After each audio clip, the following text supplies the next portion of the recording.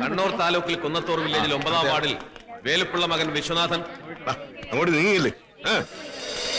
പരിപിടിക്കണം.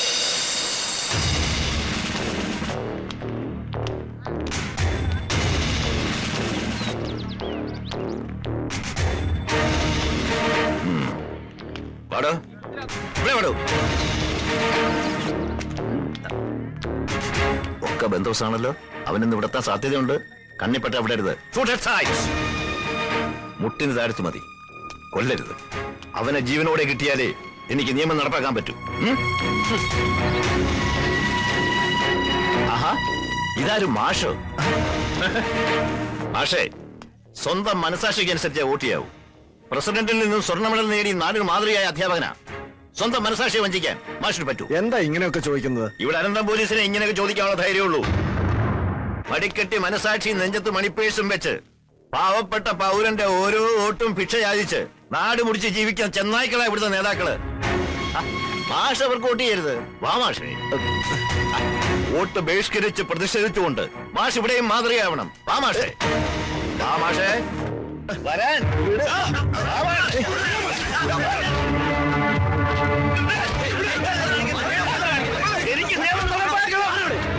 ആരാത്? നീതിബോധമുള്ള ഒരു പോലീസുകാരനായിരുന്നു. ഡ്യൂട്ടിയിൽ ഇരിക്കുമ്പോ തന്നെ വട്ടായി പോയി. ഇവിടെ കിടന്ന് ബഹളം ഉണ്ടാക്കരുത്. ഞാനിവിടെ നിന്നില്ല. അവനെ ആരാ പിടികൂടുക? അവൻ വരും. എനിക്ക് അവനെ ജീവനോടെ പിടികൂടണം. വിടൂ, എനിക്ക് നിയമം നടപ്പാക്കണം. വിടാൻ.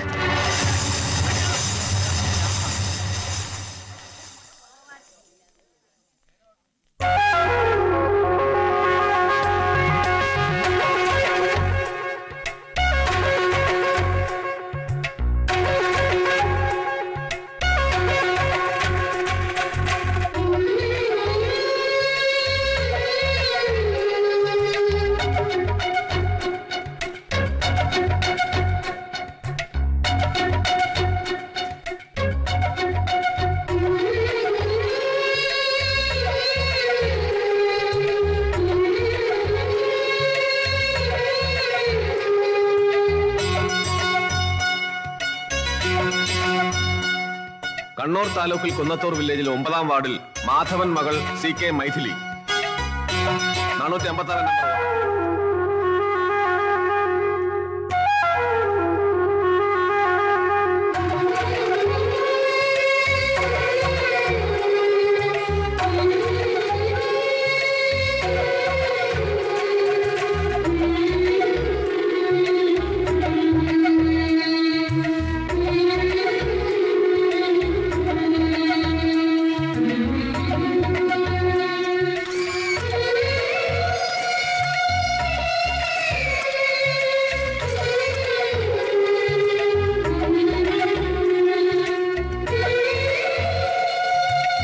കണ്ണൂർ താലൂക്കിൽ കുന്നത്തൂർ വില്ലേജിൽ 9ാം വാർഡിൽ മാധവൻ മകൾ CK മൈഥിലി 456 നമ്പർ വോട്ട്.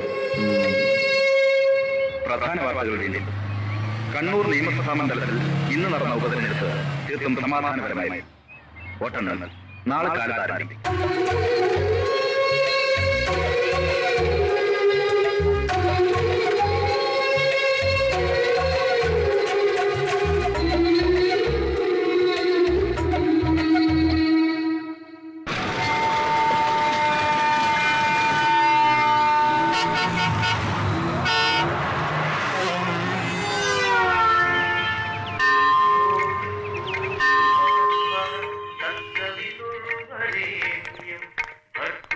കണ്ണൂരിൽ നിന്നും മകൻ ഇലക്ഷൻ ഡ്യൂട്ടി കഴിഞ്ഞു ഒരു കുഴപ്പവുമില്ലാതെ തിരിച്ചു വന്നതിന് ശ്രീപത്മനാഭന് വഴിപാടും കഴിച്ചു വന്നിരിക്കുന്നു ചന്ദ്രമതി എന്ന എന്റെ പൊന്നമ്മ. എന്തൊരു സ്നേഹമേ മോനോട്. കണ്ടില്ലേ, ആണായിട്ടും പെണ്ണായിട്ടും ദൈവം ഒന്നിനെ തന്നിട്ടുള്ളൂ. അതുകൊണ്ടാ. എങ്കിൽ അമ്മയ്ക്കൊരു മോള് കൂടി വരാൻ പോകുന്നു. ആ, കണ്ണൂരിൽ നിന്നും ഈ മകന്റെ മനസ്സിലേറി ഒരു സുന്ദരി പെണ്ണ് തിരുവനന്തപുരത്ത് ലാൻഡ് ചെയ്തിട്ടുണ്ട്. എന്തോന്ന്? ദേഷ്യപ്പെടല്ലേ, ആളകത്തുണ്ട്. വന്ന് കണ്ട് അഭിപ്രായം പറയണം.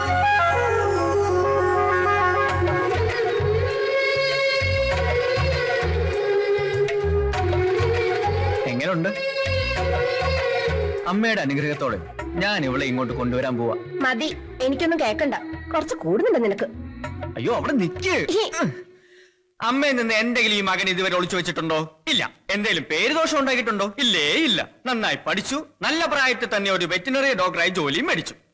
ഇനി മരിച്ചുപോയ എന്റെ അച്ഛന്റെ അവസാന ആഗ്രഹം ഈ മകന് സാധിച്ചു കൊടുക്കണം. അതെ, മരിക്കുന്നതിന് മുമ്പ് അമ്മ കേൾക്കാതെ അച്ഛൻ എന്നോട് പറഞ്ഞു, എത്ര മനോഹരമായ നാടാണ് മലബാർ, പ്രത്യേകിച്ച് കണ്ണൂർ. ഒരു മാർക്സിസ്റ്റുകാരന്റെ മകനായ നീ വിവാഹം കഴിക്കുന്നത് ആ വിപ്ലവ ഭൂമിയിൽ നിന്നായിരിക്കണം. സത്യം, അമ്മ അറിയാതെ അന്ന് അച്ഛന് വാക്ക് കൊടുത്തതാ. ഇപ്പൊ ഞാൻ അറിയാതെ തന്നെ അത് സംഭവിച്ചു. ഒറ്റ നോട്ടത്തിൽ തന്നെ ആ കുട്ടി എനിക്ക് ഇഷ്ടായി. First impression is the best impression, അല്ലേ അമ്മേ? Best impression. കള്ളം പറഞ്ഞ് വലിപ്പിക്കുന്ന കാര്യത്തിൽ നീ അച്ഛന്റെ മോൻ തന്നെയാ. അപ്പൊ അമ്മയ്ക്ക് ഇഷ്ടായി. നേരാണ് അമ്മേ, ആ കുട്ടി എനിക്ക് ഒരുപാട് ഇഷ്ടമായി, എന്റെ അമ്മയെ പോലെ. ഞാൻ പോയി ആ കുട്ടിയെ കുറിച്ചൊന്ന് അന്വേഷിക്കട്ടെ. അന്വേഷിക്കാനോ? എങ്ങനെ? അങ്ങോട്ടൊരു ട്രാൻസ്ഫർ. എന്ത് മണ്ടത്തിനാ നീ പറയണേ? ഒരു മിന്നായം പോലെ കണ്ട പെണ്ണിന് വേണ്ടി ട്രാൻസ്ഫറോ? നീ അവിടെ ചെല്ലുമ്പോ ആ കുട്ടിക്ക് നിന്നെ ഇഷ്ടപ്പെട്ടില്ലെങ്കിലോ? ഇഷ്ടപ്പെടണം, ഇഷ്ടപ്പെടുത്തണം. പേടിക്കണ്ട, എപ്പോ അമ്മയ്ക്ക് മോനെ കാണണമെന്ന് തോന്നുന്നു അപ്പൊ ഞാനിവിടെ എത്തും. രാവിലത്തെ ട്രെയിനിന് കണ്ണൂരിൽ നിന്ന് കയറിയാൽ രാത്രി അത്താഴം ഇവിടെ തിരുവനന്തപുരത്ത്. എപ്പടി? അതിന് പെട്ടെന്നൊരു ട്രാൻസ്ഫർ എങ്ങനെ കിട്ടാനാ? നമ്മുടെ അമ്പിയെണ്ണം വിചാരിച്ചാൽ അത് നടക്കും. കൊള്ളാം. അവനിപ്പോ പാർട്ടിയിൽ നിന്ന് സ്ഥാനവും പോയി, ഉടുത്തിരുന്ന മുണ്ടും പോയി, ഇപ്പതാ മെഡിക്കൽ കോളേജിൽ നിരാഹാരം കിടക്കുക. വക്കീലെ പ്രസാദം. അയ്യോ പാടില്ല, പ്രത്യയശാസ്ത്രപരമായി ഞങ്ങൾ ഇതിനൊക്കെ എതിരാ. പിന്നെ MLA പറഞ്ഞ പോലെ ഇതൊക്കെ ലേഡീസ് സെക്ഷനാ. അയ്യോ മോളെ, മോളുടെ പുസ്തകം. അച്ഛമ്മേ, ഞാനൊന്ന് ആയിഷയുടെ വീട് വരെ പോയിക്കോട്ടെ. തൊഴാനിറങ്ങിയ നിന്റെ കയ്യിൽ ഈ വായനശാല പുസ്തകം കണ്ടപ്പോഴേ എനിക്ക് മനസ്സിലായി. അച്ഛമ്മയ്ക്കറിയാം നിനക്ക് മിണ്ടാനും പറയാനൊക്കെ ഒരു കൂട്ടായി ഈ ഞാൻ മാത്രമേ ഉള്ളൂന്ന്. എപ്പൊ നിന്നെ കാണുന്നു തോന്നുന്നു അപ്പൊ ഈ ലൈബ്രറി ബുക്കിന്റെ പേരും പറഞ്ഞ് ഞാൻ വീട്ടിൽ നിന്ന് ചാടും. സ്കൂൾ ലൈബ്രറിയിൽ നിന്ന് പുസ്തകം എടുക്കുമ്പോ മറ്റു ടീച്ചർമാരുടെ ധാരണ ഇതൊക്കെ വായിച്ചു തീർക്കുന്ന ഞാനാണ്. ആ ക്രെഡിറ്റ് നീ എടുത്തോ.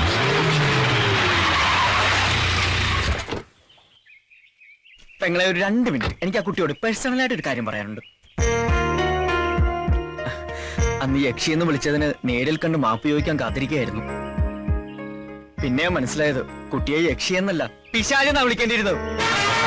താൻ എന്താ കരുതിയത്? ചലഞ്ച് വോട്ട് ചെയ്ത് ബാക്കിയെല്ലാവരും മണ്ടന്മാരാക്കാന്നാ? ചലഞ്ച് വോട്ടോ? അതെ, മരിച്ചുപോയ കുന്നത്ത് വീട്ടിൽ മൈഥിലി എന്ന വോട്ടറുടെ പേരിൽ താൻ കള്ള വോട്ട് ചെയ്തു. അതെ, ഞാൻ അന്ന് ചെയ്തത് കള്ള വോട്ട് തന്നെയാ. താൻ എന്ത് ചെയ്യും?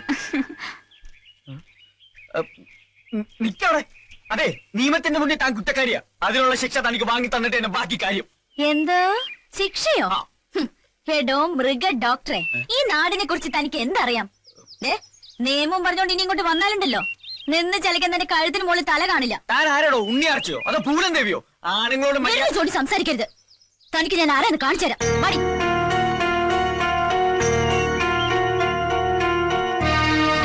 ഹലോ, ഇവിടെ ഇങ്ങോട്ട്. ഒക്കെ കേട്ടു. അപ്പൊ ഇതായിരുന്നു പ്രശ്നം അല്ലേ? ഈ കുട്ടിയാ അന്ന് മൈഥിലിയുടെ പേരിൽ കള്ളവോട്ട് ചെയ്തത്. മിടുക്കി. എന്റെ സാറേ, ഈ കള്ളവോട്ടെന്ന് പറഞ്ഞാ നമ്മുടെ പാർട്ടിയുടെ ഒരു അവകാശമാണ്. കമ്പ്യൂട്ടർ അല്ല, ഇനി ഏത് യന്ത്രം വന്നാലും അത് അതിന്റെ വഴിക്കൊക്കെ നടക്കും. പിന്നെ ഇനി ആ കള്ളവോട്ടിന്റെ കാര്യം ചെവി അറിയണ്ട. ഇനി അതിന്റെ പേരിലൊരു തർക്കം ഉണ്ടായാൽ ആ കുട്ടിക്ക് വേണ്ടി എനിക്ക് ഏറ്റുകത്തി എടുക്കേണ്ടി വരും. ഞങ്ങൾക്ക് പാർട്ടി എന്ന് വെച്ചാ അത്രയ്ക്ക് ജീവനാസ.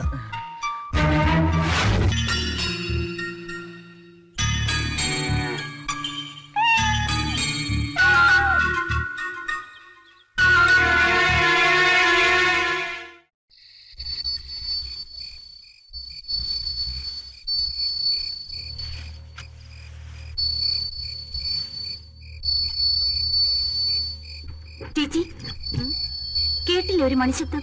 ആ,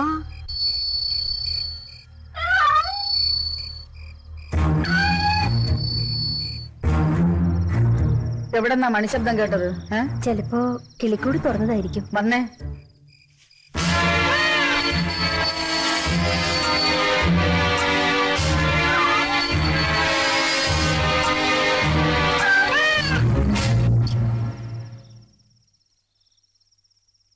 മോള് കേട്ടോ ഒരു മണികിലുക്കം?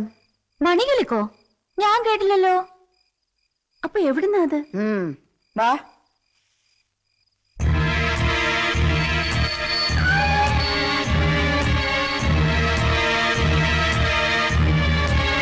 നിന്റെ മനസ്സിലൊന്നുമില്ലെങ്കിൽ നീ എന്തിനാ പേടിക്കുന്നേ? ഇനിയാളെ കാണുമ്പോ മിണ്ടാനും വഴക്കിടാനും ഒന്നും പോണ്ട. പൂച്ചയുടെ കഴുത്തിൽ മണി കെട്ടുക എന്താ അയാൾ ഉദ്ദേശിക്കുന്നത്? അയാളെ കൊണ്ട് നിന്റെ പശുക്കിടാവിനെ നീ മൂക്കേറി കെട്ടിച്ചു. അതിനയാള് മധുരമായി പ്രതികാരം ചെയ്താവും. എന്നുവെച്ചാ നിന്റെ പെറ്റാണ് ആ പൂച്ചയെന്ന് അയാൾക്കറിയാം. അപ്പോ അതിന്റെ കഴുത്തിൽ മണി കിട്ടാന്ന് വെച്ചാ അതൊരു താലിയെട്ടിന് തുല്യാവാം.